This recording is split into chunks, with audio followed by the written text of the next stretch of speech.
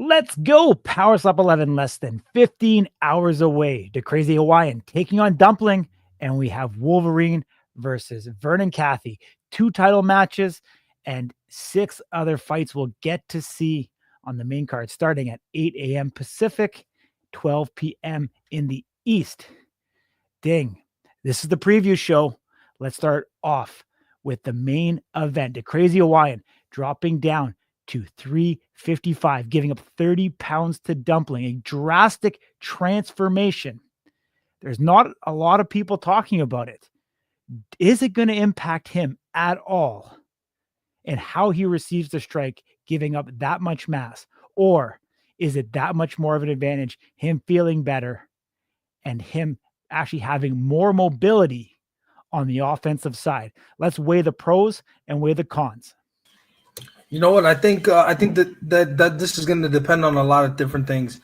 Given the fact that this has all happened over the last 90 days or so, I think naturally my instinct tells me that the Crazy Hawaiian hasn't exactly had the proper amount of time to sort of come into shape as he's now 355 pounds. He's nearly 70 pounds, about 65 pounds, specifically. He didn't cut any weight, so we don't really expect much variance when he steps up there tomorrow, depending on where you're at, tomorrow night in Saudi, tomorrow afternoon or morning for those of us in North America.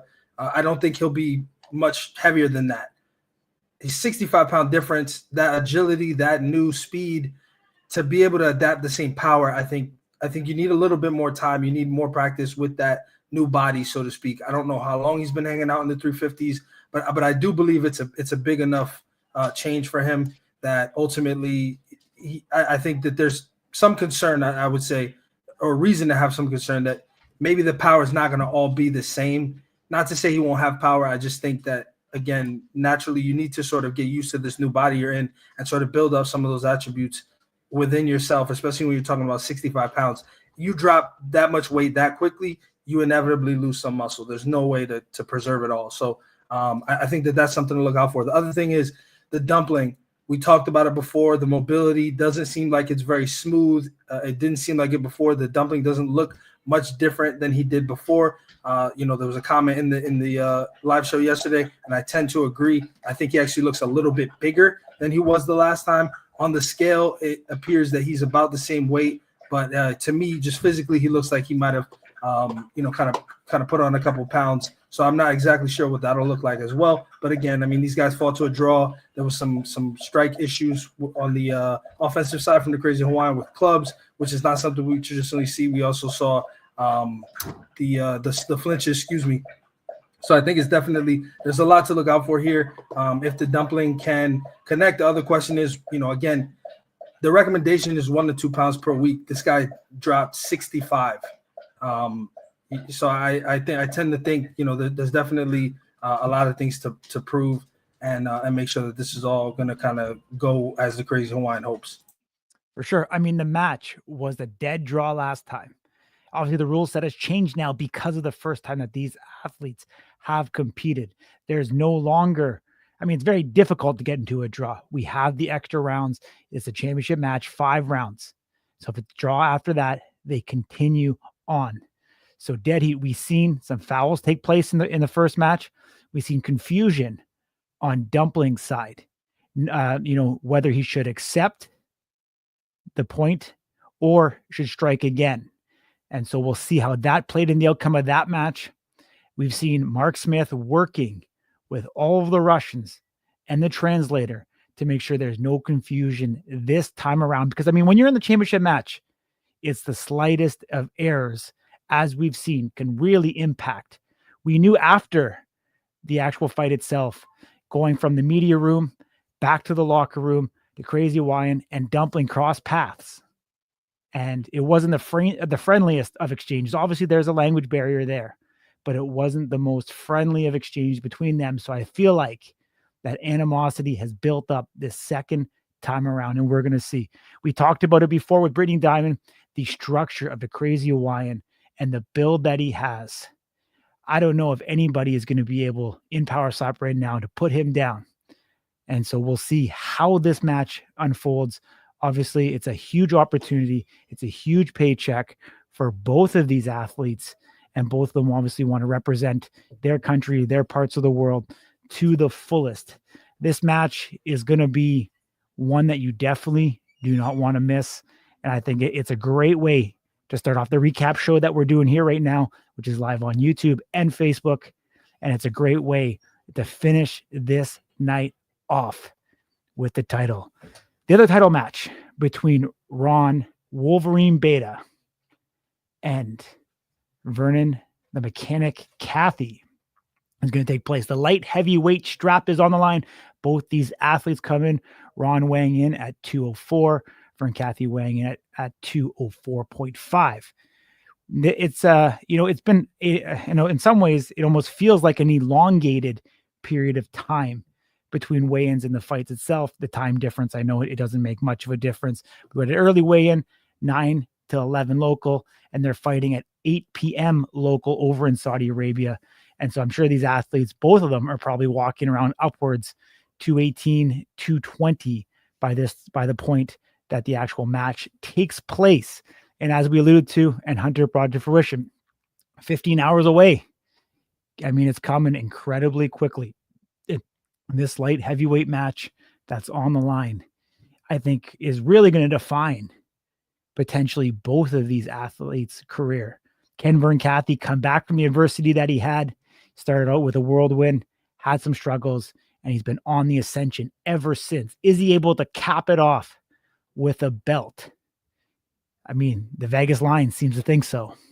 But then we have Wolverine, a guy with a ton of experience, fights incredibly clean, continues to reinvent himself, finds ways to pull out victories. How would you break this one down, Ding? Yeah, you know what? I think there's something to be said from guys who face adversity, like a guy like Vern Cathy, and then they come back from it. If you look at it, he comes in, beats Amir Nuruddin on the show, fights AJ for the first ever light heavyweight championship, is unable to get the job done in that fight, then fights Alan Klingbeil, loses that fight due to stoppage. Then he goes on this run starting at Power Slap 5, October 2023. He fights Bear Bennett, Then he moves on in February of last year, fights Delvin Hamlet, has as viral of a knockout as you can have, right? The big fall forward over the table, stands back up, and has this very movie-like fall, incredible moment. Then, of course, Austin Turpin back in June, International Fight Week, Power Slap number 8 last year. He has probably the biggest upset or close to the biggest upset that we've seen in Power Slap, despite Austin Turpin missing weight. So him being the bigger guy, Vern Cathy still is able to put Austin Turpin down for the very first time from what we've seen. Now he takes on the champion, Ron Wolverine Beta. Again, not a guy to sleep on, right? Comes in to Power Slap as the second coach on the TV show for season 1 of Road to the Title. Is taking on his opposite, Darius Matavarona, very, very notorious, slap fighter, has competed against Ron in other organizations 3 times, most famously, the 17 rounds back and forth. Ron loses all 3 times, comes in, knocks Darius Matavarona out via TKO to become the heavyweight champion at the time. Then loses that belt to Damien DeBell, who obviously is the champion today.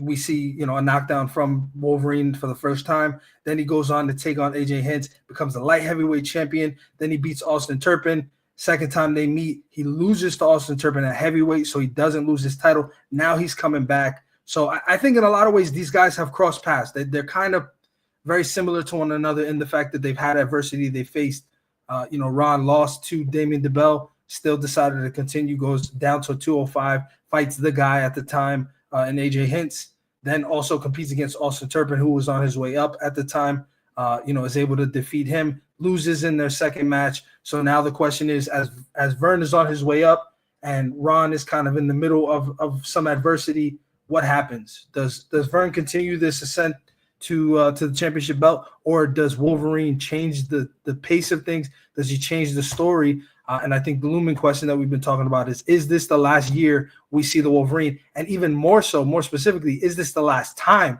we see Wolverine up there, win, lose, or draw? I think both guys have something to prove. Nobody wants to go out on a loss. Vern Cathy's no young spring chicken, despite how well he performs. I think that he knows that. This for all intents and purposes, this could be the last time we see either one of these guys. Particularly for that person who comes up short come Thursday evening for these guys. Yeah, I mean, it's something to talk about for sure. I mean, originally these contracts were 6 fights. A lot of these guys are coming to the end of their contracts and/or on one fight contracts, one fight at a time. So at any given moment, I mean, we're getting to that phase now, 2 years into it, where we are seeing these first round, season 1 road to the title guys are coming to the end of those contracts. We're starting to see that cycle through. And some of these guys, these veterans, the guys that you love, that you talked about, Darius, Ron, I put Vern in that category. John Davis.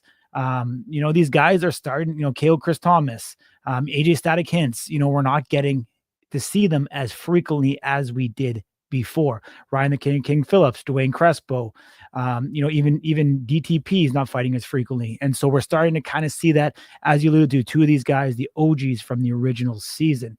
But before we move on any further, tomorrow during the event itself, we will be hosting a watch party. We hope all of you guys can join us. Hopefully you have 2 screens going on. You have the actual fights, and then you have us knuckleheads on the other side, 8 a.m. Pacific, 12 p.m. noon in the East. If you're following here in America, we'll be giving you guys breakdown. Myself, Brittany Diamond, Ding, we'll be giving you our reactions, our analysis, our breakdown. And I can tell you there's some things swirling and there's some announcements that are going to happen during the actual event itself that you are going to want to tune into. If you are a fan of slab fighting, you are going to want to watch this and don't miss what is going to come, because there is going to be some surprises. I can guarantee you that. Ding, the next match on the gauntlet, Sheena Bathory, Jackie Cataline, number 2. Last time we've seen these athletes, Power Slap number 6 from the Durango in Las Vegas. What a turn of events. This first match, highly anticipated. Obviously Jackie, with her MMA background, came into this with almost that bad boy-like mentality, and she was going to take on Sheena. And this matchup was billed, and in some ways, it disappointed, but it also didn't disappoint. Obviously everyone knows the outcome, the disqualification from Jackie. Now it's been over a year that has sat and waited and has had that asterisk beside it. This match was supposed to happen in Abu Dhabi and it didn't. And now we're getting it in Saudi Arabia. I think the fans, both these athletes want to put this behind this. They want to get a definitive answer. They want a definitive result of who is the true queen of Power Slap and where we're at now. The strikers, I believe we put up pro striker picks. A lot of our fellow strikers believe Jackie Cataline is going to be victorious in this particular match. The active fighter who's continued to fight on, Sheena, has taken some time away. However, she has changed her focus to MMA, and we've seen the camp. We've seen the work that she's been putting in preparing. And I think with the way that the knockout went the first time between Jackie and Sheena, some time away was probably the best thing for her. Are we going to see that new revitalized Sheena Bathory that we're all looking to see and be able to continue to climb that ascension? This match has fight of the night written all over it. And I think, of all due accounts, is going to be one of those anticipated matches that we've all been waiting for to see. Ding, break it down this one. How do you have it? You know what? I think the question here is going to be on both sides. Can they take the strike, right? We've seen Jackie up there. Obviously, she competed against, Sheena in the first one. She did not need to absorb a strike in that match. She loses by disqualification due to a knockout that was hinged on a clubbing foul. Then she goes on to take on Katarina Lehner, fellow MMA fighter. Fun fact, those two are actually competing in an MMA fight with Invicta FC on February 7th. So just a week later, after she's going to compete in Saudi Arabia, against Sheena Bathory. She wins that fight via disqualification. It's Katarina's first time. Then she goes on to take on Robin Wershuk in Abu Dhabi. She loses that match by majority decision. Sheena obviously gets knocked out via the first strike, but it's illegal. So the question now becomes, can Jackie take a Sheena strike? And on the flip side, can Sheena take a legal strike from Jackie Cataline? Or will there be some controversy here again? Is there going to be a foul? Is there going to be some issues there? Because the truth is, Jackie Cataline has not been the cleanest striker by all accounts I'm sure that she tries. I'm sure that her intent is to be clean, but unfortunately, she's been on the wrong side of a number of different disqualifications. She's also committed quite a few offensive fouls compared to how many matches she's taken on. So Sheena won the coin toss here. So we know for sure Sheena's going to touch Jackie. The question is, does Jackie go out? We may have forgot Sheena's no slouch herself, right? She has the viral knockout on the TV show. The famous, she knocks her out. The girl tries to get up. She does a somersault. Then she goes on and she ends up coming in and competing against Christine Wolmerans, who at the time was a seasoned, South African slap fighter in promotions in that region.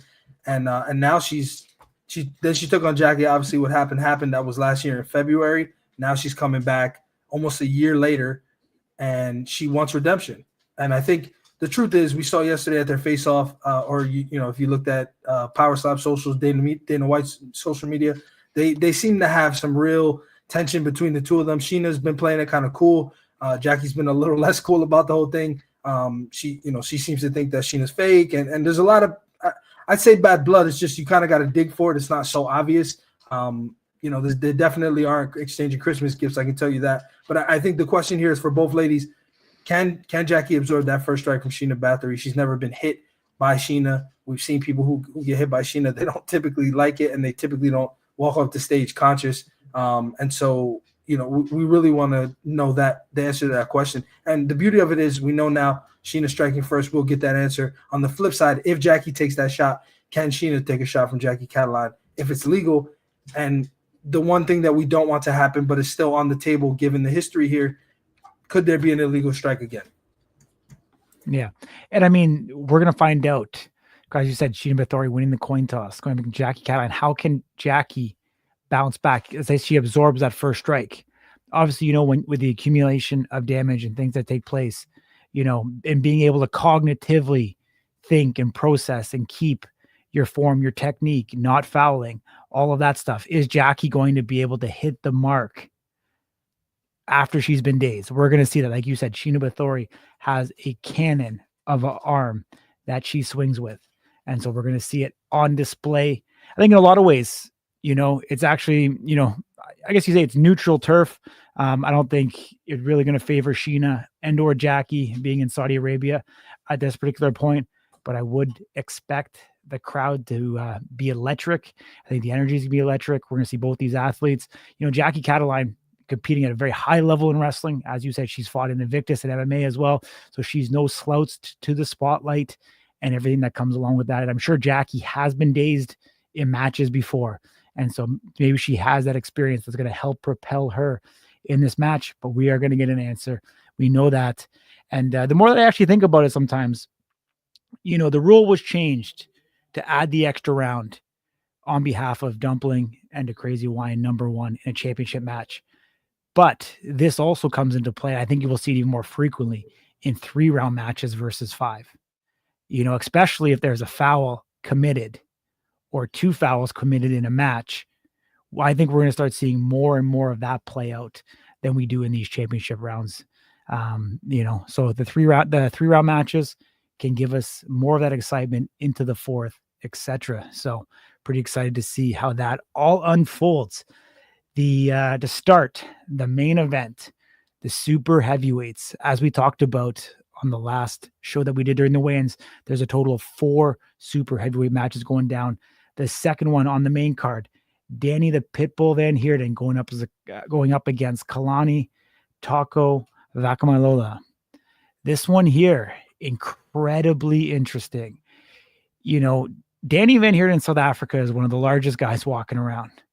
But when he runs into the Hawaiians, it seems to be a different story. It's something you brought up, Ding, a lot throughout this entire process. Danny has not been victorious against any of the Hawaiians yet up until this point. Once again, what do you see from this image? I mean, I look at it, I see a very confident Kalani. We see Danny looking strong and confident as well. Overall, it actually looks like Kalani's the bigger guy in this one in terms of muscle, stature, and in height. And what do we think about Frank there in the back? That trip to Saudi must have been rough for him.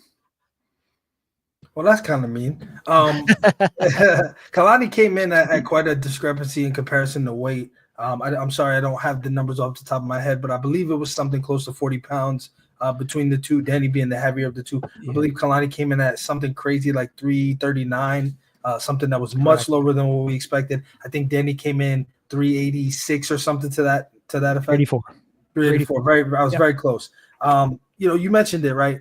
Danny Van Heerden comes in. He's on season 2 of Road to the Title. Takes on Jonathan Boone, wins that fight by knockout. Then takes on Cody Vallo, wins that fight by knockout. Again, a South African guy with a lot of experience, former EFC champion in MMA at middleweight. Big guy, heart of gold, and also, the heart of a lion, I'd say. He goes up against Makini Manu in February of last year, is disqualified. Some interesting stuff happened. Makini couldn't hear. It was a club. So they deemed Makini not able to continue, and it was due to the club. So he gets disqualified. That was Polynesian number 1 that he lost to. Then he takes on the Crazy Hawaiian coming off of that loss at Power Side number 8 in June of last year, International Fight Week. Loses that fight via what I would consider to be a very one-sided decision. Gets dropped.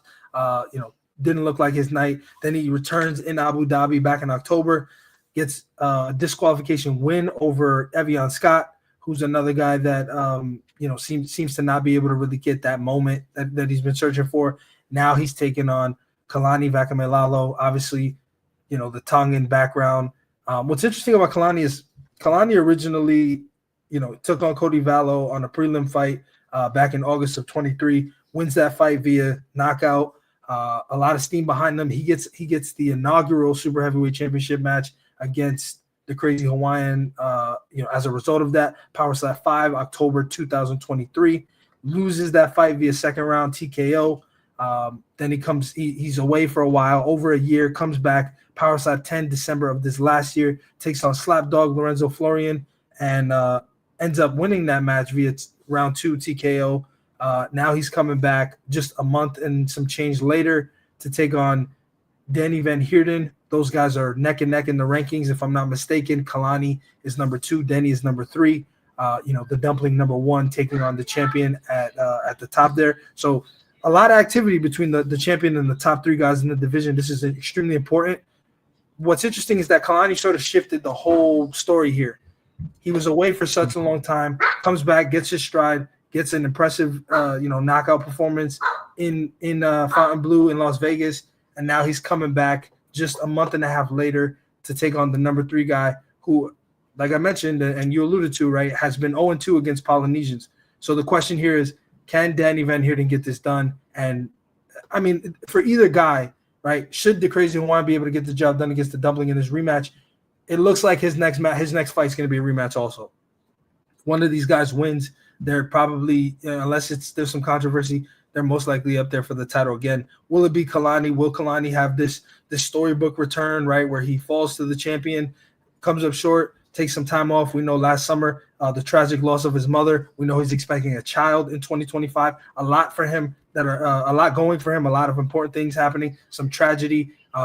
He came back a refreshed guy in December. Can he close that out with a victory over Danny Van Heerden and then get back up there against his fellow Polynesian, the Crazy Hawaiian, and potentially get that done as well?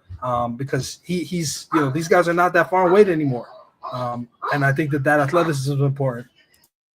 Yeah, I certainly agree with you. There's the main card going to be taking place.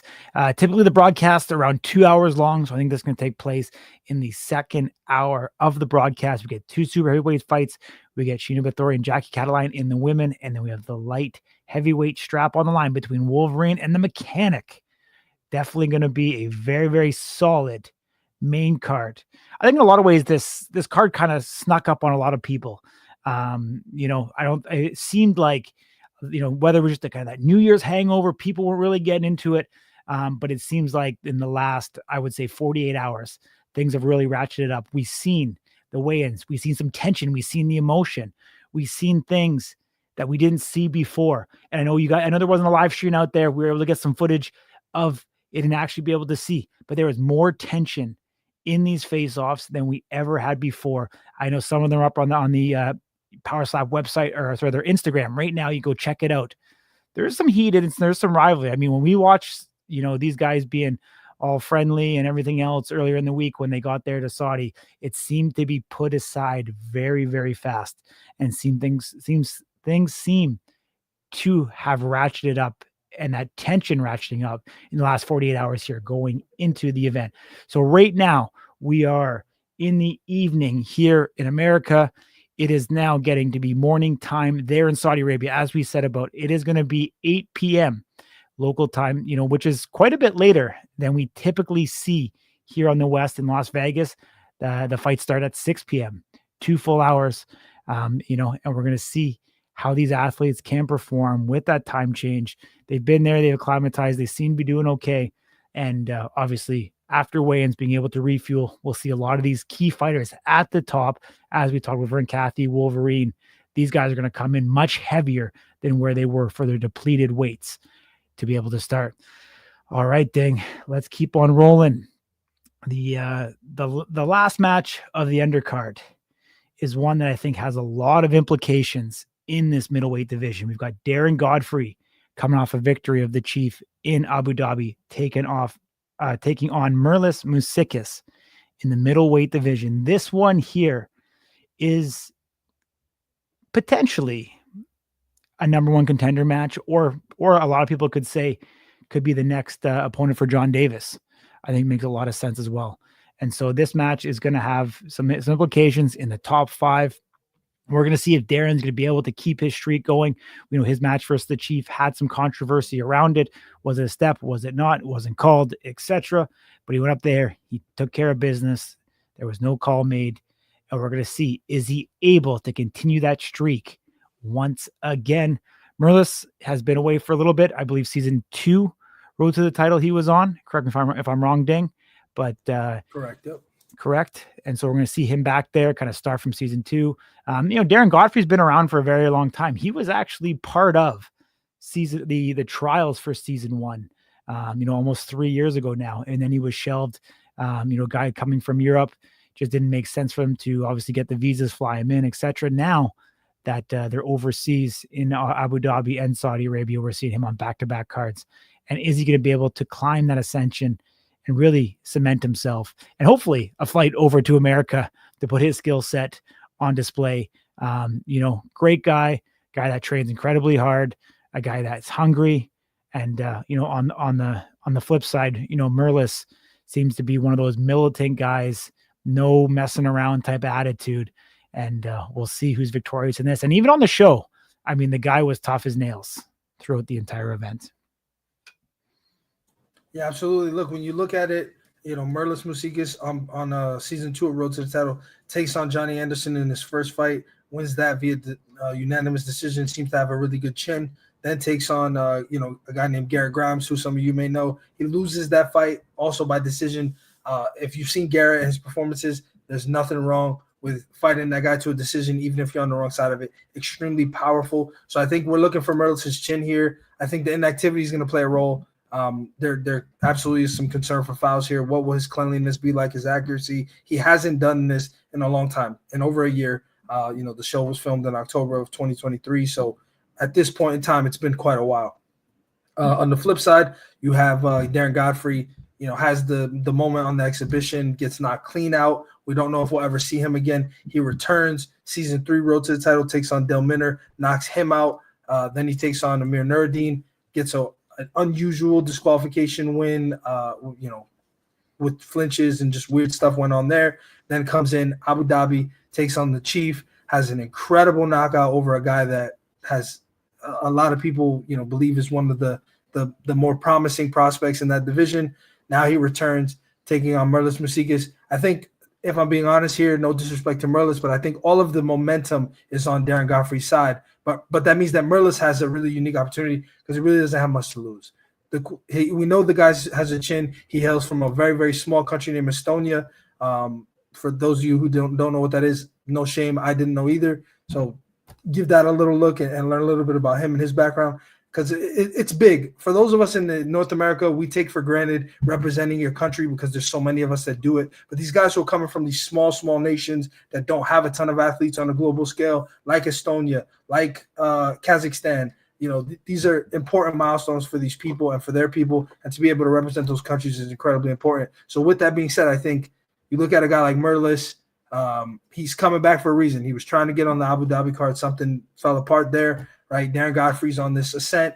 Seems like this is really important for his future in the middleweight division. Doesn't seem like he's here to play games, but there's a lot at stake here, right? Can Merlis come in here and have this upset and ultimately put himself back into that picture after being away for so long? On the flip side, all of the circumstances point to Darren Godfrey sort of being the winner of this fight no matter what, which puts an incredible amount of pressure on him, right? He's had the more activity. He's got the viral knockouts. He's been up there for a lot longer. He dated Merlis Musikis, right? He was there beforehand, Merlis Musikis. So I think it's really, really important to understand that I think in a lot of ways Merlis doesn't have a whole lot to lose, and that's a very dangerous position to be in this sport. Yeah, absolutely. Let's go off script a little bit. Let's show you some of the weigh-ins from fights that you're not going to get to see. Maybe we'll get to see them on social if there's some viral knockouts, be able to hype people up for the actual event itself. But we've got Rod Olave and Cole Young. Here's their face-off shots. We talked about it before. A nice little smirk and smile on their face. Two gentlemen of the sport, two guys that come at this very differently. But when they get up there on stage, it will certainly be all business. We know Cole Young fights with a ton of emotion. He wears his heart on his sleeve. Rod Olave, on the other side, has kind of a carefree, fun, loving life type of attitude, which I think in a lot of ways also adds to the success that he has because he doesn't put a ton of pressure on himself. However, he has that thick skull, that jaw that's allowed him to continue, whether he's been street fighting or anything else. The guy has a ton of confidence in what he's doing. And so we're going to see him take his skill set up against Cole Young and, try to get another contender to push up into that top 5 in the 170 division. I think everybody wants to see some more activity up at the top. And this is one of those fights that will allow us to do it. Ding, over to you. Let's talk about the two individuals here, Troels Nielsen and Zakir.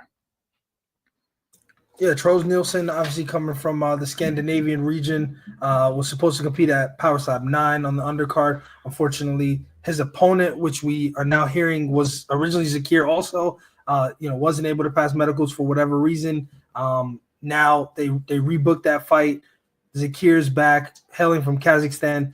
Very, very focused guy, is pretty well known on social media for these viral videos he does, doing really, really what I would consider, and I think most average people would consider to be a bit crazy. A couple examples: picking up those blue water jugs that you use for a water dispenser, maybe in an office, picking them up by ropes that have knives at the end of them, and he's holding the blade part in his hands and picking them up as if they're weights that he's lifting, and he's got these sharp blades. He proves that the blade can cut an apple or some sort of fruit, so it's sharp enough to do that. And then he's grabbing the blade of it right in the clasp of his hands, picking it up, and then he's putting it down and showing the camera that he's got nothing on his hands. I mean, this dude is a freak of nature, and he seems really locked in and motivated. But at the same time, Troels Nielsen has been preparing for this for months. He was expecting to. He was there in Abu Dhabi. He was expecting to compete.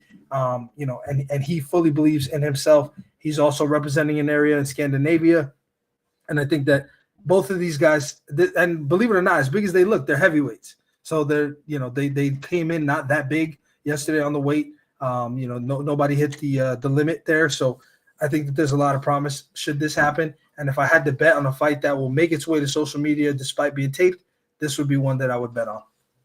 Yeah, I think you're right on that. But I also think that this fight in the super heavyweight division could also be one. The Hawaiian hitman, Dane Vierna, has taken on Dennis from Russia. I'm going to attempt to pronounce his last name. But as you alluded to on the weigh-in show, Dennis has previously fought bare knuckle against the Dumpling, who's fighting the main event against the brother of the Hawaiian hitman, the Crazy Hawaiian.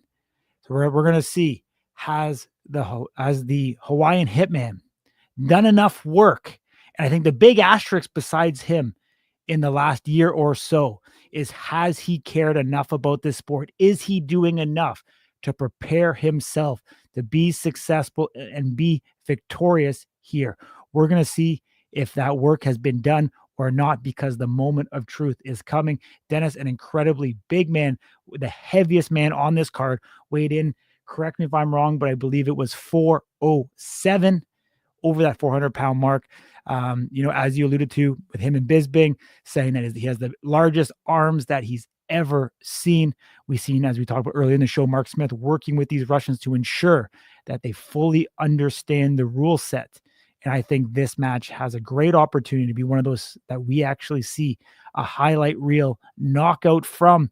And I mean, from Dwayne's perspective, it is one that is going to be needed to get his career back on track. Obviously, he had the KO of Slap for Cash, and he's kind of been dwindling ever since. Last time we seen him was at Fontainebleau when he took on Dwayne Crespo, where he lost a decision. And so we are going to see now how things fare for him.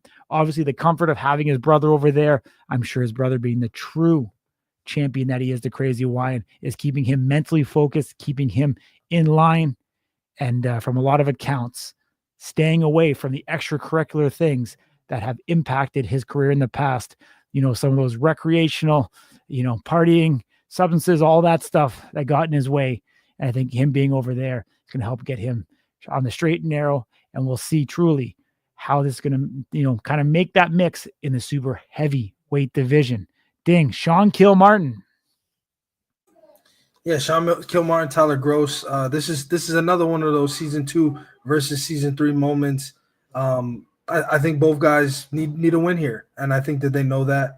Obviously, Sean Kilmartin has a win off of a disqualification as he was knocked out by Slambo illegally on season 2 of Road to the Title. He's been chomping at the bit to get back. It took well over a year to get that done. Tyler Gross suffered a similar fate, but it was actually declared a loss against Rada Lavi. He was knocked out on Road to the Title season 3.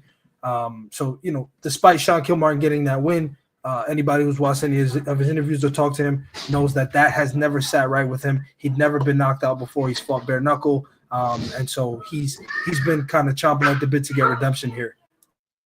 Yeah. I mean, we're going to see those are the fights that you're not going to get to see, but we want to throw them in there really quickly, but let's keep the train rolling. Kiali, the Chief, Kanakoa taking on Brandon, the Ripper Rhodes.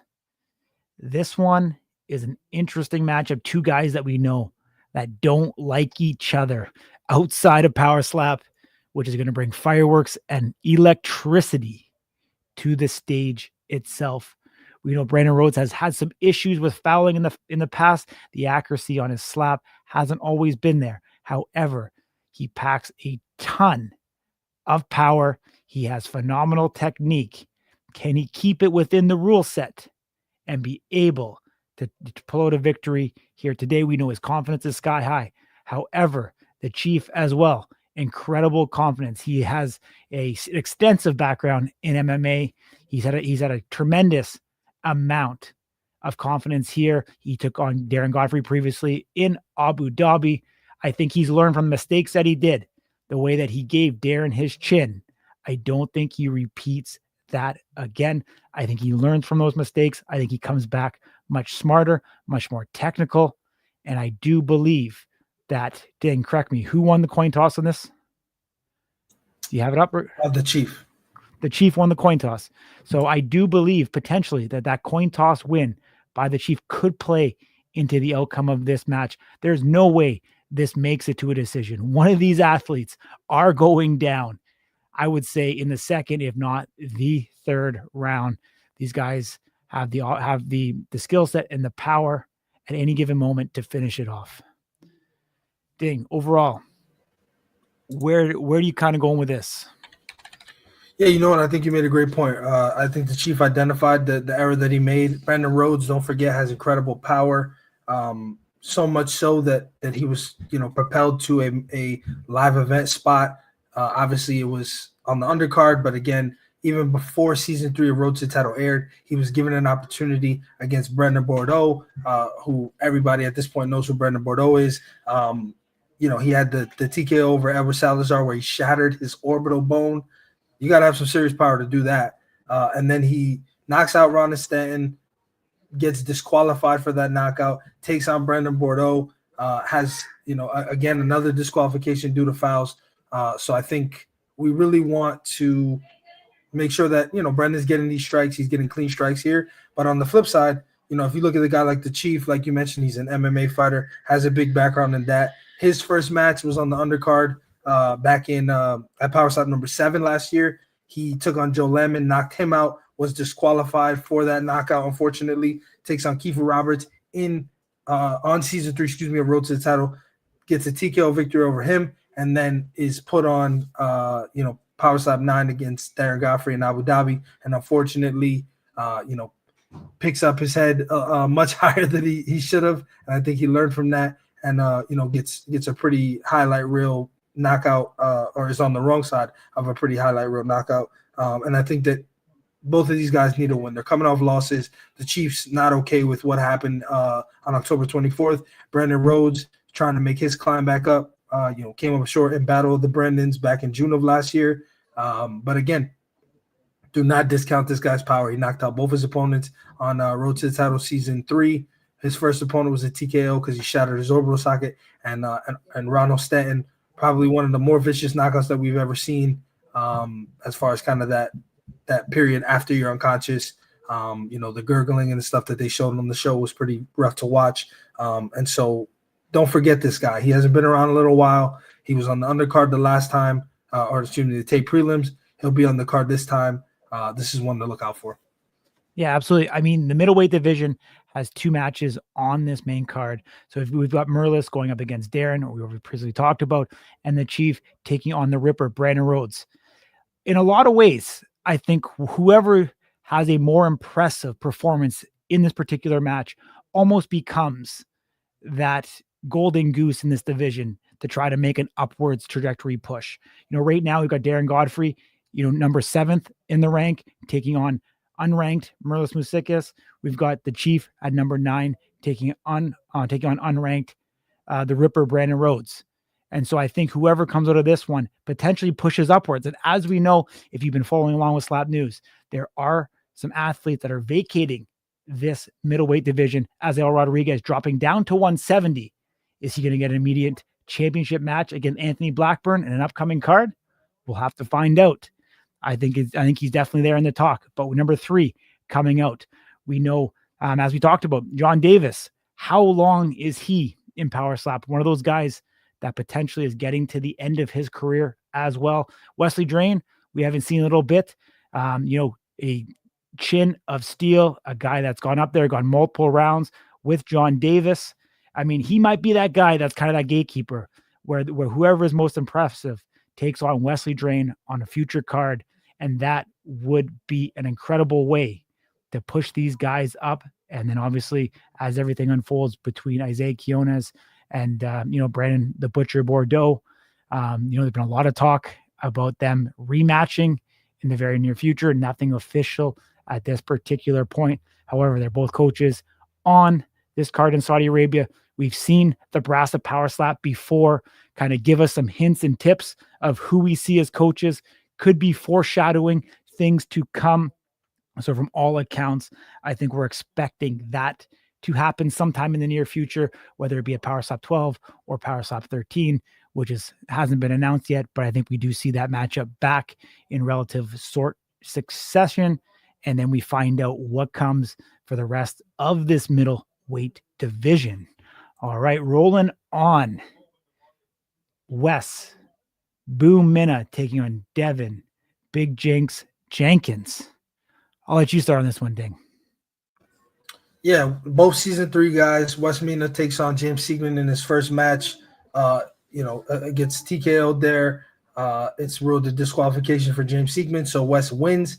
Then he gets the call to return at Power Slap 9 on the undercard, welcoming the debutante, Awa Giselle, a very big guy. His nickname's the Hulk, from Cameroon. A lot of experience in MMA, boxing. He looked the part, and I think a lot of people counted Wes out because of that. There was a significant size difference as far as stature goes. Wes proved that there's levels to this. He knocks Awa Giselle out. That makes it. Dana White streams that live, and I'm sure he doesn't regret that decision because of how it ended. Devin Jenkins, though, I think Devin Jenkins has a chip on the shoulder because he is being counted out so quickly. He lost to Pono Pal via knockout on the TV show. I think most people would agree. There's not a whole lot of people in the heavyweight division currently that would, not have difficulty with the power of Pono Pal. We've seen it almost every time, with the exception of James Seekman. Obviously, he has that knockout over Cooper Housley. So I think because of that loss, though, Jenkins is kind of being counted out. And, he's locked in. He's been chomping at the bit. We've talked to him behind the scenes, even before this was all announced and all kind of came together. He's been really, really focusing. He has a sports physiology background, so he's big into, kind of the more intricate nuances regarding kind of mechanics and the movement of your body and things like that. I think he's been prepared for this moment. Again, this is one of those moments where I think, everything points to Wes Mina having an easy night. But again, it makes Devin Jenkins that much more dangerous because he's a guy that doesn't really have a ton to lose. So something to look out for sure. Yeah, I mean, we've seen Wes Mina, and the confidence that he has continues to build, the belief that he has in himself. We said it before. Really, Wes Mina doesn't have a lot to gain in this, but he has a lot to lose. And Devin Jenkins has everything to gain by taking on this particular match. At first, it didn't make a lot of sense that this was the match that they decided to, unfold with a guy like Bryce Jones, sitting there, as a potential, candidate that could have went up against a Wes Mina. However, this is the match that we get. And as you kind of said, I think we put both these athletes into the spotlight in this particular time. Two guys that take fitness incredibly serious. They train incredibly hard in the gym, probably two of the harder working guys in that heavyweight division. And so it's going to kind of round out the bottom part of the top 10 here. And, and with a victory, Wes Mina potentially being able to move up and take on some of the guys in front of him. And we're going to see. I mean, we're seeing the heavyweights come in, as you alluded to, not at the top of that weight division. We know the guys at the top of the division. Your Damian DeBell, your Dorian Perez. These guys are pushing the top limit of that 265. These heavyweights now that we're seeing are coming in that, in that 238 range, as we've seen with, 237 with Wes Mina, and then with Devin Jenkins coming in at 244. And I mean, when you look up even just above that, you've got Logan Greenhall doesn't come in at the top of that division. You have Cooper Housley doesn't come in at the top of that division. But we do know Pono Paul, James Seekman, those guys are pushing that upper 250 into the 260 range. So we're going to see how all this plays out. We're getting quite a mixed bag of tricks here, and we're going to see how it comes in. I mean, Devin Jenkins too, and I mean, we haven't really talked about it because I think people forget, or they didn't watch the show itself. But he has a very interesting mechanic swing to himself. He uses very much a loading technique where he loads, he tenses, and he pauses at the end of his strike. And he tenses all of his muscles before unleashing it. And I think it's kind of underappreciated or underrealized. In a lot of ways, he disguises the timing of his strike with this particular technique. And if somebody hasn't seen it, if someone's not ready for it, he may be able to potentially catch his athlete off kilter or not clamping down as hard. Or if he holds it for a prolonged period of time, does the athlete who's biting down fatigue? So we'll see. But as we know, it's going to be a great matchup. Like we said, Wes Mina, Devin Jenkins, this one coming on relatively early in the card, the second match of the night. But as we heard, Wes Mina is incredibly confident, screaming in the face-offs, as you can see from the picture. And it's going to be something to see in that heavyweight division. Starting out the card, the last one we're going to talk about here tonight, we've got Garrett Blakesley and we've got Luke Simons coming on. Guys, season 2 versus season 3 unfolding here. Road to the title hasn't necessarily given us a direct path to a title shot for a lot of these guys coming off the show. However, now we are seeing season 2 and season 3, which both took place in the last year, squaring off against each other to get a true, if you want to call it a victor in each of these divisions. Garrett Blakesley came on the scene, his first appearance that we had a road to the title, opening episode, incredible knockout, guy, the braids, everything rocking. So it was interesting to kind of see that and how his career trajectory started and kind of what's happened since. And then Luke Simons is now kind of that golden goose in a lot of ways. You know, he dyed his hair even to kind of match it. You said that Hulk Hogan look with the stash, the bleach blonde hair, the guy who's coming with a lot of, oomph in his step after a victory versus TJ Thomas at Fontainebleau. And we're going to see both these guys take their skill set to that stage.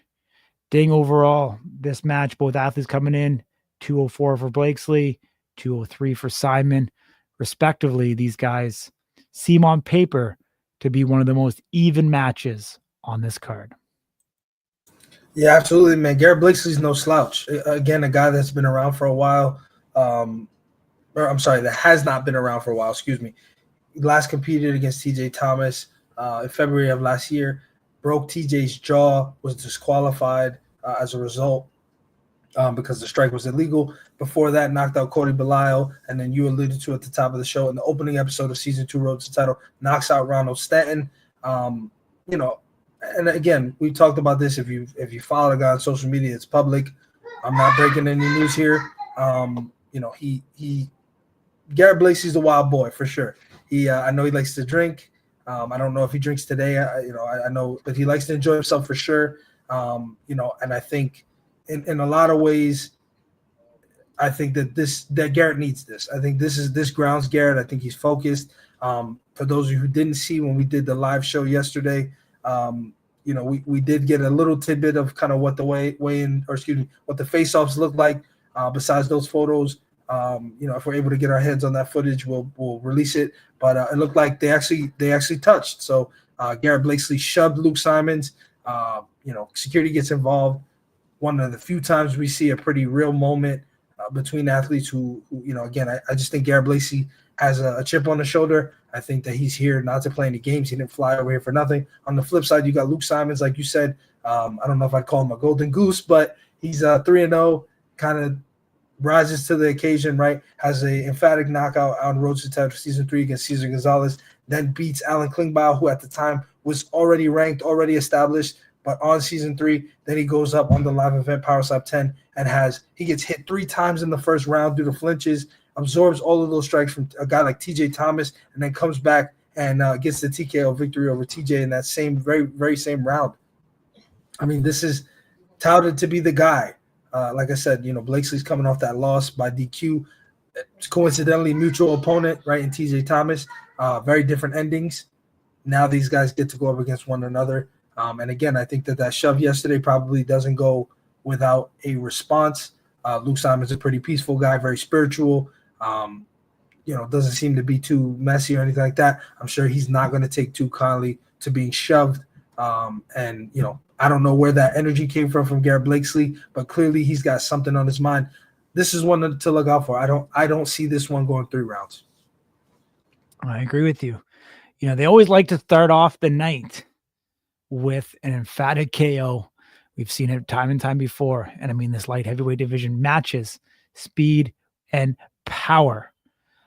Let's do a recap here, Ding, real quick. We are now coming up 7 p.m. Pacific. That means we're 14 hours away from the start of this fight. So if you're watching it tomorrow, we are doing a watch along here at Slap News starting at 9 a.m. Pacific, 12 p.m. noon back east. You can tune in right here. We'll be here on Facebook as well as YouTube, getting live instant analysis, reaction from myself, Brittany Diamond, and Ding. Incredibly excited for the match. I'm sure a lot will happen from now until then. Whenever we seem to get off air, there's a ton of breaking news. I mean, right now it's coming up 6 a.m. over in Saudi Arabia. I see some of the guys already, chiming in here. Some guys are sending me messages that they're watching along. So they're going to be up. They're going to be ready. They're going to be focused and excited for everything that is to come. Ding. What can people expect from us from now until the event? I know you have a backlog of content that you're trying to get out as quickly as possible. Yeah, most important thing that's coming up this evening is going to be Pro Striker picks. We did it for the top 4 cards, so you'll see some of your peers. If you're a fan, you'll see some of the strikers. making their picks for those 4 type fights. I will say, with the exception of one fight, I won't disclose what that is. They were pretty one-sided. And we here at Slab News do hold people accountable. So those polls that we did as these matches were all announced, those will all come back, and we'll talk about if the fans were correct, I should say if the voters, because I know some strikers are in there. If the voters are correct, or if they're wrong, we'll make sure that we're reporting on that post event. But we'll be here. You can pick your commentary. Nothing against Michael Bisping and Dan Hellie, but we get a little wild here at Slab News. So if you want some edgy kind of toeing the line commentary, some live reactions, which is something that we haven't done before to these knockouts. You may see, a big jump or two, tomorrow. Who knows? I guess it depends on how these guys do, but a lot of matches to look forward to, and I think an important event nonetheless. Absolutely. All right, then let's regroup. We'll be here working late into the evening. We'll be up early, and then we'll be back live, like we said, 14 hours from now. Appreciate you all. Have a great night, and let's have some really good fights tomorrow.